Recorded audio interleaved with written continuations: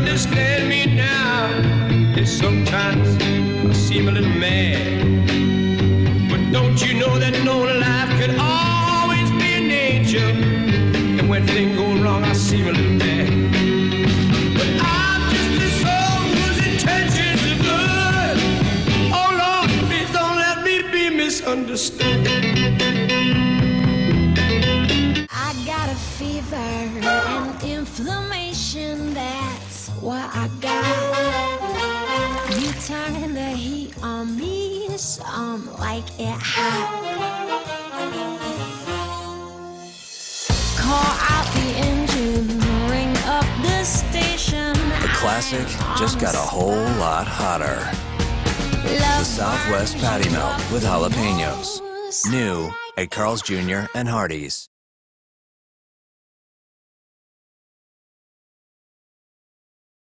Elbisesi giymiyorsan kadın şampuanı da kullanma. Artık %100 erkek şampuanı Biomen var. Erkeksen Biomen kullanırsın.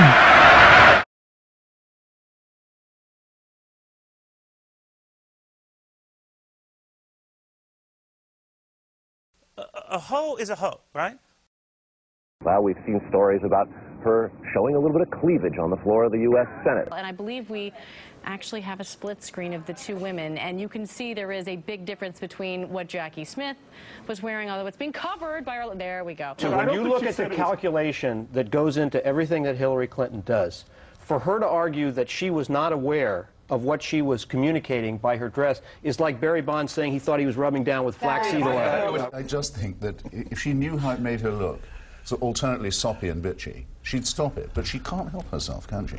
She just can't. Photo from the weekend of Hillary looking so haggard and looking like 92 years old. If that's the face of experience, I think it's going to scare away a lot of those independent voters you wonder in the end. Men won't vote for Hillary Clinton because she reminds them of their nagging wives. When Barack Obama speaks, men hear, take off for the future. And when Hillary Clinton speaks, men hear, take out the garbage. Let's not forget, and I'll be brutal, the reason she's a U.S. Senator, the reason she's a candidate for president, the reason she may be a front runner is her husband messed around. Yeah, but that's how she got to be senator from New York. We keep forgetting it. She didn't win there on her merit. We had the hammer, Tom DeLay, and now we have the Wicked Witch of the West, you know, Nancy Pelosi. The line that for Nancy Pelosi, you get one shot at a facelift. If it doesn't work the first time, let it go. That's a cheap shot. Men are depressed, and it's their own fault because men are allowing women to take over the world. Get a woman in the Oval Office, most powerful person in the world. What's the downside? You mean besides the PMS and the mood swings, right? Well, this is exactly why men shouldn't allow the vagina monologue to become a dialogue. No, that's a sexist comment. It totally but is. There's truth to it.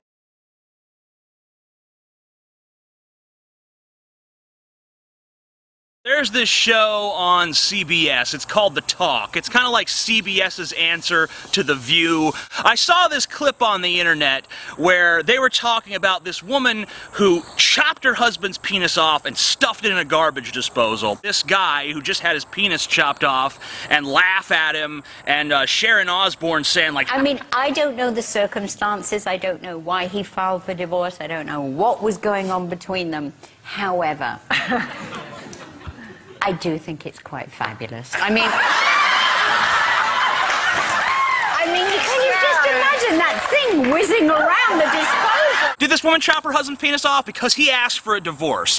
Imagine if we lived in a world where a bunch of guys were sitting around a table on a TV show and they were talking about a story where a woman asked for a divorce, so her husband chopped off her clitoris and her threw them in a garbage disposal, and these guys were laughing about it. Where would you imagine that show taking place? Iran, maybe? Not to be like a total buzzkill, but it is a little bit like sexist. Like if somebody cut a woman's breast off, no one would be sitting laughing. Like it's not that right to sit around laughing about it if we think about it. It's different, though. It is different. One's floppy and dry. One just sticks up like that. It's easy to do that. There's this show. It's on True TV. It's called Forensic Files, and every episode of the show is the exact same show. The guy kills his wife, gets convicted, the show ends with us hearing about how justice was served. Tonight I'm watching the show, and the situation is a little bit reversed. This time it looks like the woman killed her husband. All of the evidence points to the fact that she took a shotgun, went up to him when he was sleeping, placed the shotgun up against his temple, pulled the trigger, killing him in cold blood. It goes to trial. She tells the jury, he beat me. He abused me mentally and physically. He deserved it. The jury said, oh, okay, he deserved to die because the person who killed him said he was an asshole.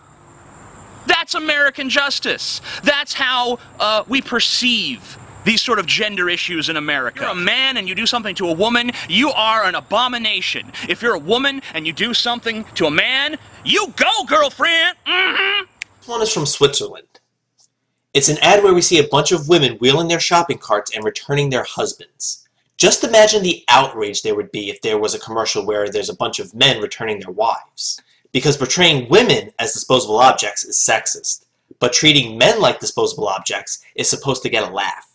Not only are men disposable, but the rest of these commercials will portray them as clumsy, disgusting, stupid, and inferior to women. In this one, we have a man pestering his wife about where he put his socks and ties. So not only is this woman portrayed as a successful businesswoman who can clearly take care of herself, but she also has to look after the man who is like an immature child and needs her to tell him where everything is.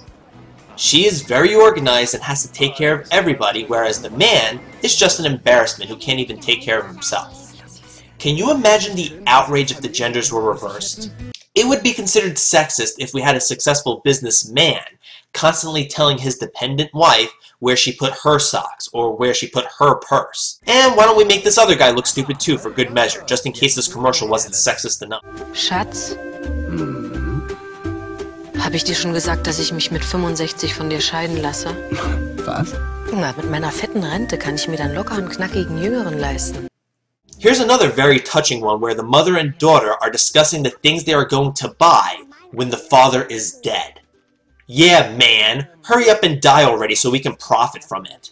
What's even more disturbing is how these commercials are supposed to be funny. Can you imagine a commercial where a father and son were talking about what they'd get from the life insurance they'd collect from the mother when she dies? A woman who is asking her husband for his opinion on this dress. He doesn't care for it, so she does what any mature woman would do, and she throws the dress in. So his reaction to her aggression is playfully tossing a pillow at her. Rather than just forgetting about it at this point, she tosses the pillow back, and it just escalates from there.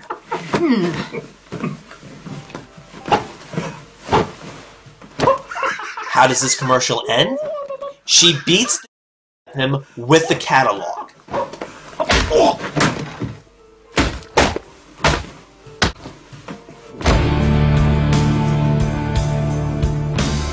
In this one, we have a man sleeping.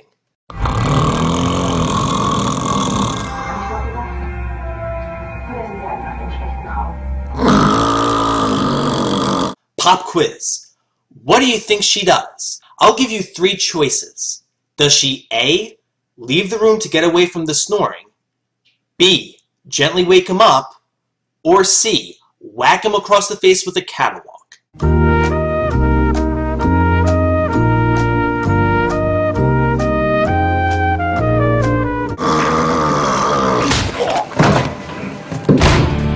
Imagine if a man whacked a woman across the face because she was snoring too loudly.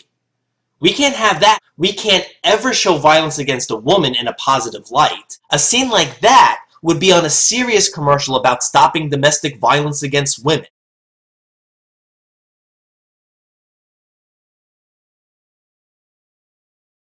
ABC News called me this week and said, we heard that you believe that men should be in charge of their wives. I said, no sir, I didn't say that. I said, God said that. He said, husbands are the head of the wife. I said, if you got a problem with what I said, I was quoting the Bible, maybe I'll take it up with God. He says, do you think that's appropriate? I said, son, anything God says is appropriate, and you better get that straight right now. They asked me, this reporter, he said, I heard that that it'd be a cold day in hell before you get your theology from a woman. He says, don't you kind of think that's demeaning to the genders? I says, ask Adam what he thought about getting his theology from a woman. I said, it damned the whole world. I said, the reason your soul's going to hell is because a woman told Adam what God thinks about things. He says, you're pretty strong about what you believe. I said, not half as strong as what God knows you ought to believe.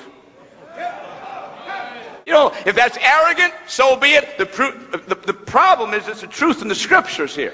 I still believe it'd be a cold day in hell before I get my theology from a woman. I'm a preacher. I wasn't Mama called, Papa sent. No woman ever got me involved in the ministry. I didn't follow a woman in the ministry. A woman didn't write this book. Not one woman wrote the scriptures right here. A man wrote the Bible, got it from God. A man hung on the cross. His name is Jesus Christ. And God called a man to lead the church here. Hey, I'm glad I'm a man.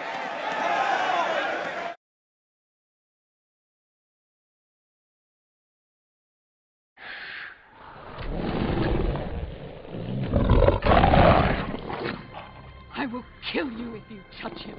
Do not come between the Nazgul and his prey.